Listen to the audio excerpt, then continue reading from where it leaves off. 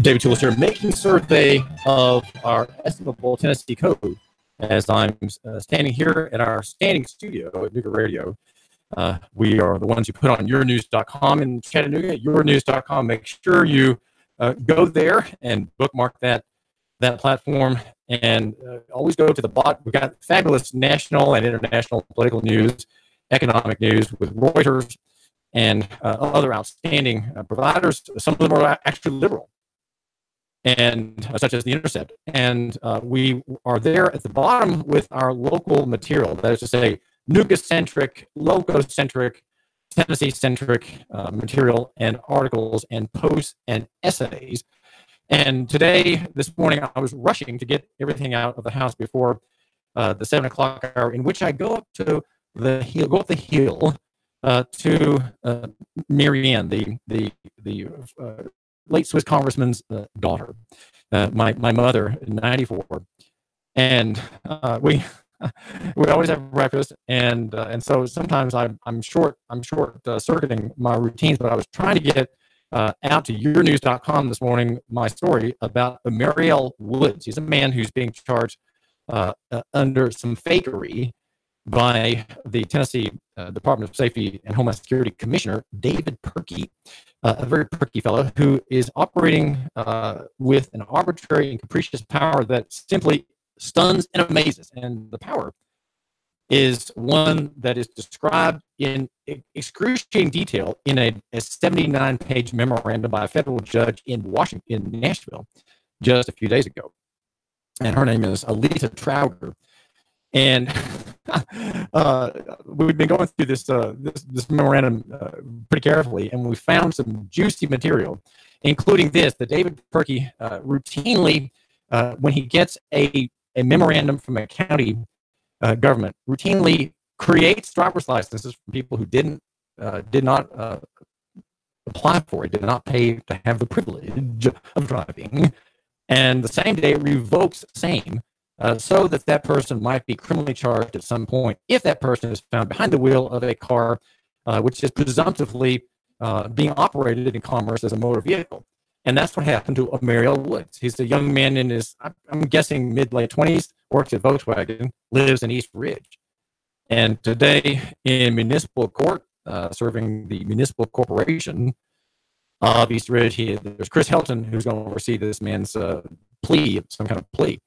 And I'm not sure that I can help Mariel Woods in his situation, though I'd like to, because I'm of a charitable spirit, and I'm involving myself in white reparations, right? And that is helping the people who are the most oppressed in Chattanooga by the white legal establishment, as I like to call it. And that white legal establishment is the motor vehicle code. That is part of social management. It is part of human engineering by good governments everywhere in all the states, and in Tennessee, like all the rest. And Perky, using authority ex nihilo, from nothing, that's Latin for from nothing, right? Gives or gave at some point, because he got a notice from Hamilton County clerk Bill Knowles. Bill Knowles sent a memo to David Perky's very fine and admirable Department of Safety and Homeland Security, and David Perky said, "Oh, but Mariel Woods, he hasn't paid his debt to society. He was in the clink at Silverdale, and now he has a debt, a big debt." And Mariel Woods tells me it's $14,000. He was charged $14,000 for his vacation in Silverdale, and because Bill Knowles and his clerk sent David, good man, one of the good people in Nashville, a notice that Mariel Woods had not paid this fine, had not paid for his vacation in Silverdale. There was created for Mariel by administrative fiat a driver license, and then it was summarily revoked. And David Perky talks about this. If you want to this is lawyer sausage making, okay? This is how lawyers make sausage. Just go to yournews.com. That's yournews.com. And if this is all amazingly interesting to you, do call me. Do call me. It's 800-8949. Write that down. It's 800-8949. 8849. David Tool is the blogger with the biggest pin, and my blog is yournews.com, and always at the bottom there of the page, after the fabulous national and international global political surveillance news, right? The news about Facebook, only there at Your News. Brought all together by us here at New York Radio 92.7 FM and digital. We are on the digital airways. I'll have you know, it reaches out about 60 miles from my pen. My pen is at the top of Signal Mountain. And that's why I say I'm the blogger with the biggest pen, because my blog, yournews.com, emanates across the landscape in FM digital signal, 65 miles out from there. And that's the 895.3 HD4, 95.3 HD4. You can catch us on your digital system. Many new cars have the digital system, and you can buy your own radio with it, and you can probably adapt your current system to catch me. But you also can hear us on our smartphone, your smartphone, my smartphone. That is through the TuneIn Radio app. That's TuneIn Radio.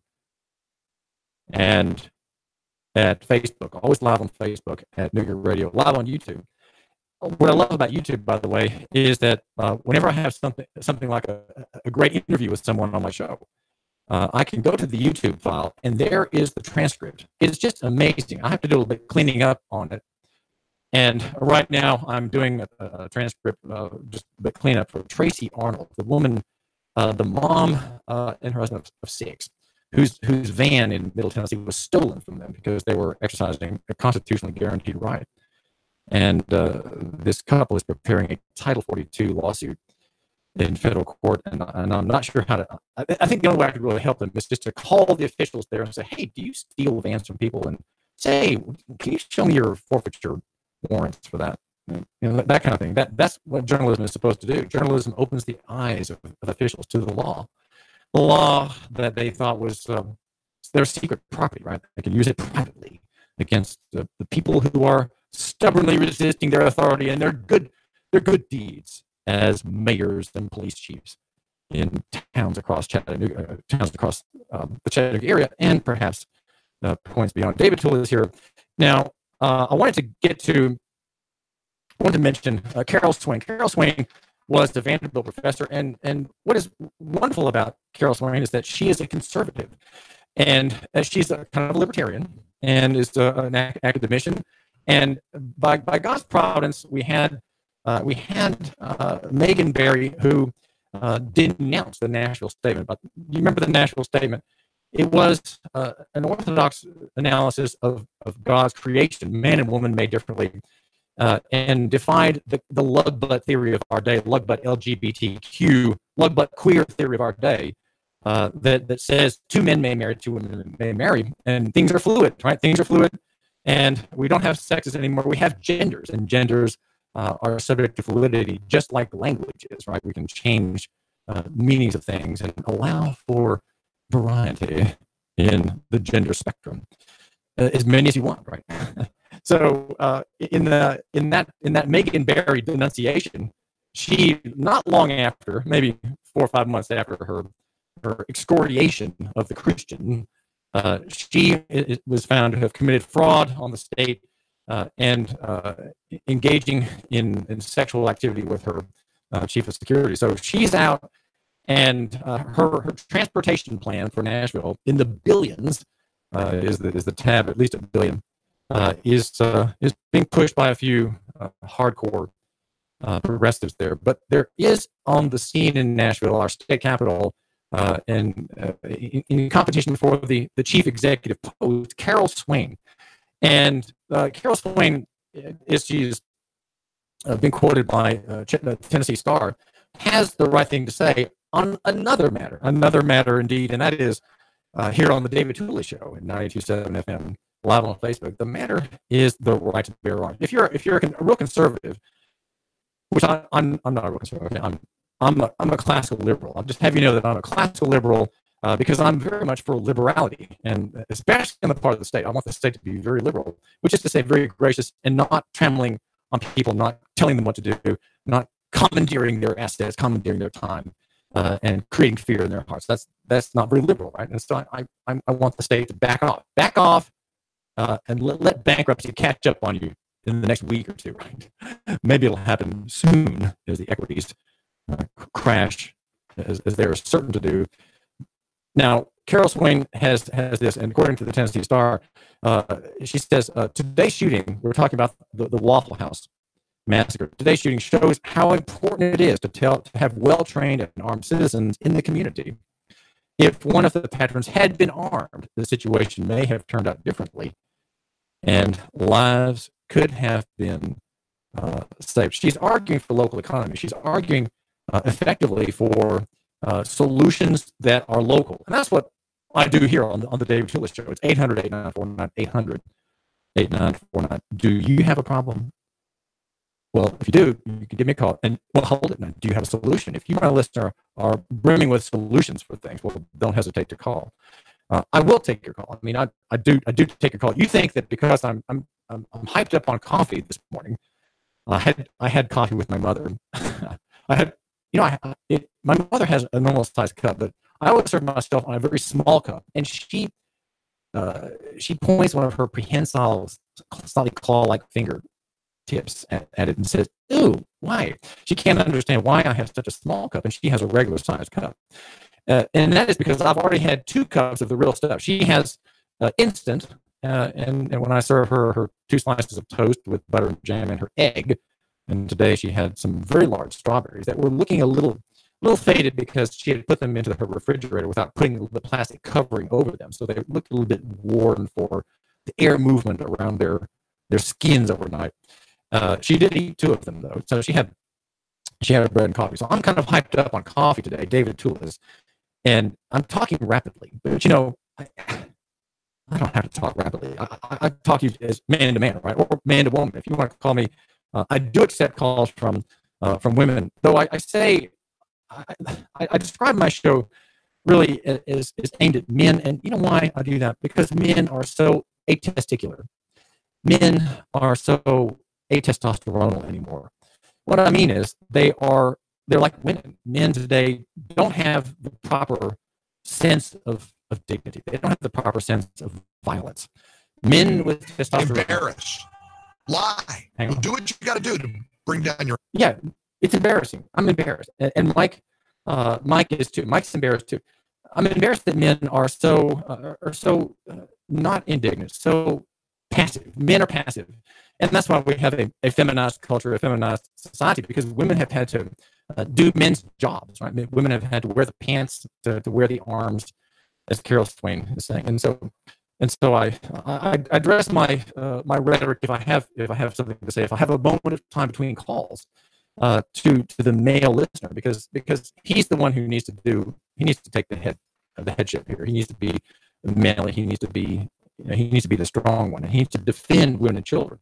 And that's what Carol Swain is saying. She's saying that we need to have well-armed citizens who are responsible, who get their guns from Shooter Supply here in Hickson, in the A-frame building, and Jen gets her gun there, right?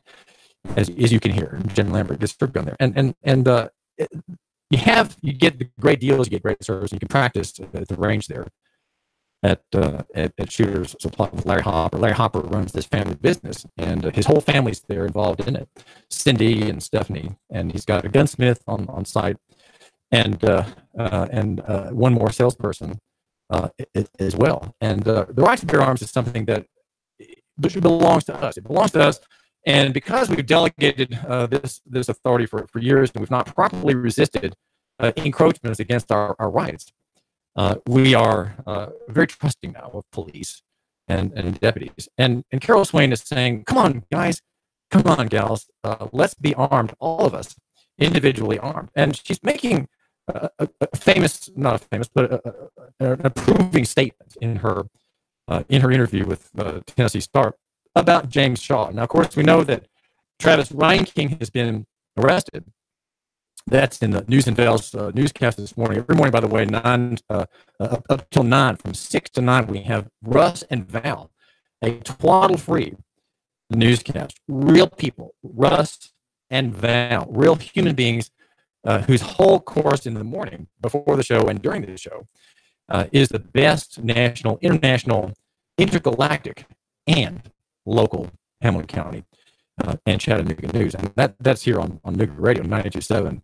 YourNews.com is our sponsor. YourNews.com, that's my platform. So Carol Swain is mentioning James Shaw, the man who did not have a weapon, but was courageous nonetheless in self-interest, as he indicates. He was trying to save his own skin. In self-interest, leaped toward Travis Reinking when the barrel was down. Evidently, Travis was reloading, or he was fiddling with something, and had a moment of unguardedness there in that restaurant where 20 people were screaming and scrambling as several already lay mortally wounded. Four ended up dying. Now, Shaw took a bullet. He was grazed by one bullet, and there was also, according to Tennessee Star, a minor gunshot wound on his elbow. And his hands, now because the barrel had been used to fire at least 20 projectiles, maybe 30, at these innocent people in this restaurant, it was very hot. And so James's hands were burned. He burned his hands grabbing the barrel. And as you know by now the story, he flung the AR-15 over the counter back there where the grease builds up on the floor and they have to clean it every night. I kind of mop all that grease and all those hamburgers and eggs and fries and good things at Waffle House. That's where he threw it and saved the day. And Carol is right. Carol says that we have this authority. The power of lethal force comes from the individual.